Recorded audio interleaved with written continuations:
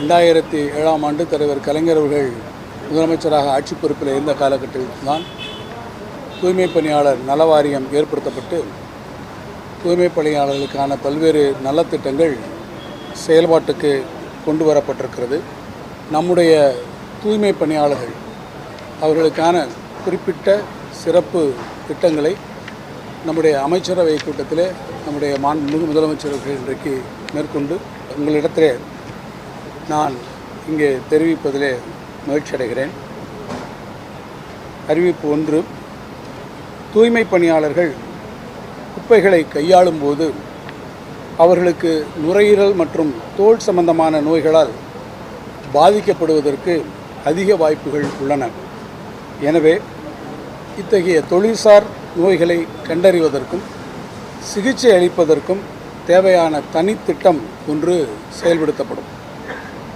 2வது அறிவிப்பு, தற்போது தூய்மை பணியாளர்கள் பணியின் போது இறக்க நேரிட்டால் அவர்களுக்கு தூய்மை பணியாளர் நல வாரியத்தின் மூலமாக நிதி உதவி வழங்கப்பட்டு வருகிறது.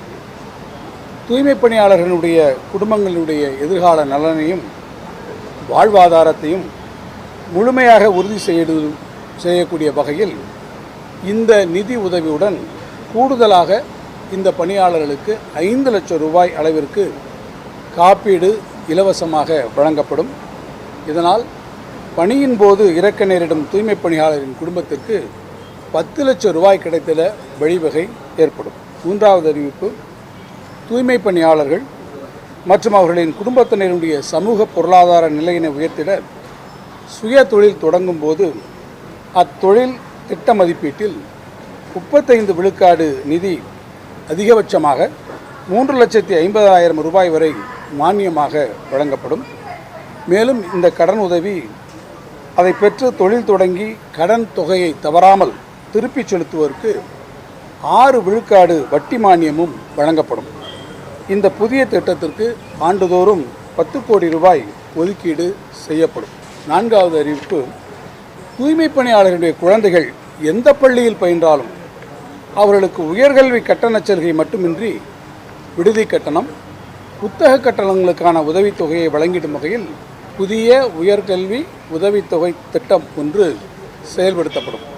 அறிவிப்பு 5, நகர்ப்புறங்களில் சொந்த வீடு இல்லாத தூய்மை பணியாளர்களுக்கு வரும் 3 ஆண்டுகளில் தூய்மை பணியாளர் நல வாரியத்தினுடைய உதவியோடு தமிழ்நாடு வீட்டு வசதி வாரியம், தமிழ்நாடு நகர்ப்புற வாழ்விட மேம்பாட்டு வாரிய திட்டங்கள், தூய்மை பணியாளர்கள் வசிக்கும் இடத்திலேயே வீடு கட்டுதல் என பல்வேறு முறைகளின் கீழ் 30,000 குடியிருப்புகள் கட்டித்தரப்படும்.